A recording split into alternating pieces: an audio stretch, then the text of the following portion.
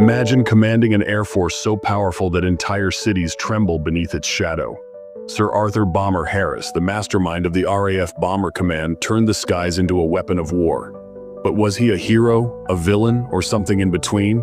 Stay tuned as we uncover the life, legacy, and controversial missions of the man who reshaped modern warfare from above.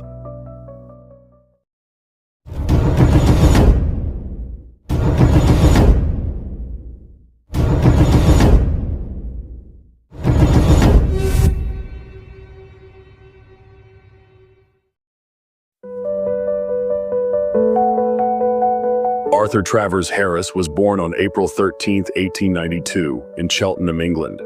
The youngest of three sons, Harris grew up in a traditional English household. However, in his teenage years, his family moved to Rhodesia, now Zimbabwe, where Harris embraced a rugged, adventurous lifestyle that honed his independence and resolve. Initially uninterested in military service, Harris found his calling when World War I erupted. He joined the 1st Rhodesian Regiment and quickly saw action in German Southwest Africa.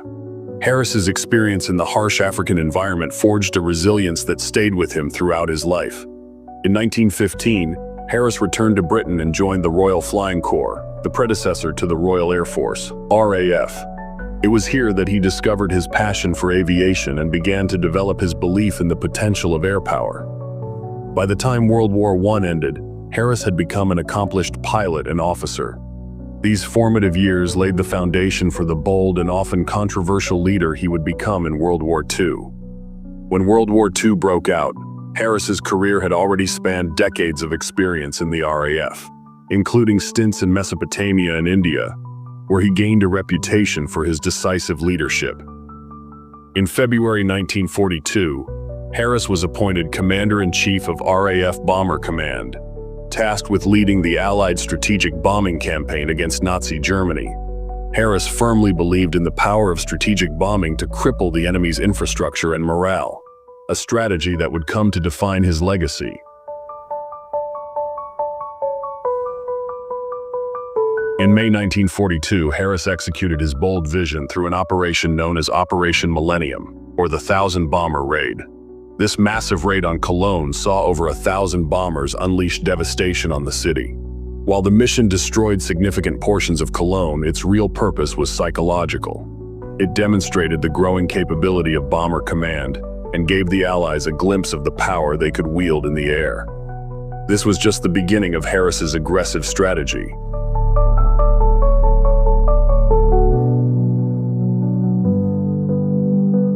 In 1943, Harris launched a campaign known as the Battle of the Ruhr.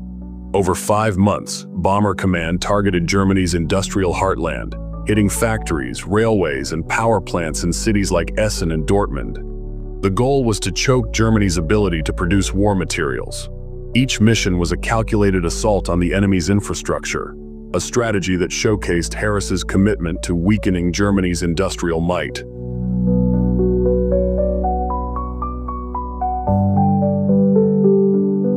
One of the most daring missions under Harris's command was Operation Chastise, famously known as the Dambusters Raid. Using revolutionary bouncing bombs, RAF bombers targeted the Mona and Eder dams in May 1943. The resulting floods devastated German industry and power supplies in the Ruhr region. This mission, marked by its precision and daring, became one of the most celebrated air raids of the war, immortalizing the bravery and innovation of Harris's forces.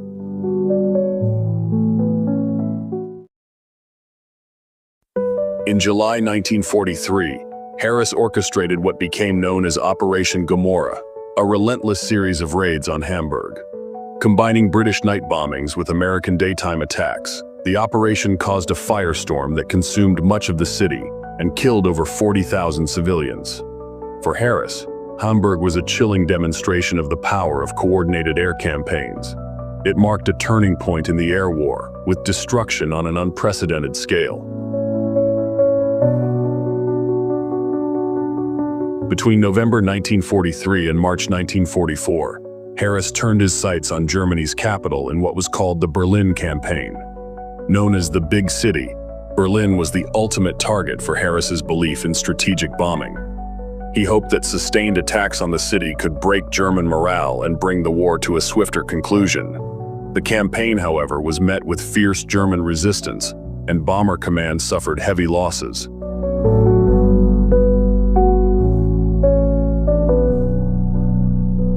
In October 1944, Harris launched Operation Hurricane. This operation aimed to overwhelm German defenses and demonstrate the sheer might of Allied air power. In just one day, over 10,000 tons of bombs were dropped on Duisburg and Düsseldorf. Harris's strategy of overwhelming force reached its peak here, as the Allies sought to incapacitate Germany's ability to resist further. In February 1945, Bomber Command carried out one of the most controversial missions of the war, the Dresden Bombing. Over 3 days, Harris's bombers reduced the city to rubble, creating a firestorm that killed tens of thousands of civilians.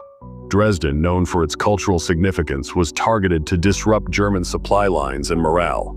This mission remains a focal point of debate, encapsulating the ethical complexities of strategic bombing. From 1944 onward, Harris prioritized missions collectively known as the oil campaigns.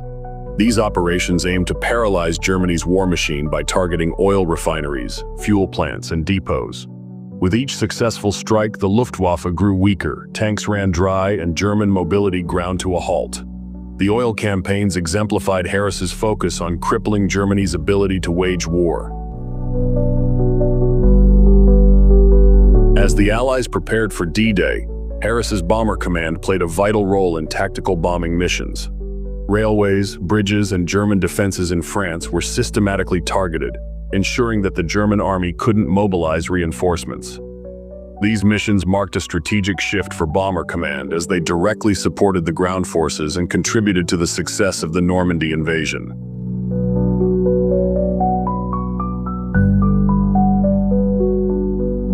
Harris's legacy remains divisive, a testament to the power and consequences of strategic bombing. His story is a reminder of the complexities of war and the individuals who shape its course.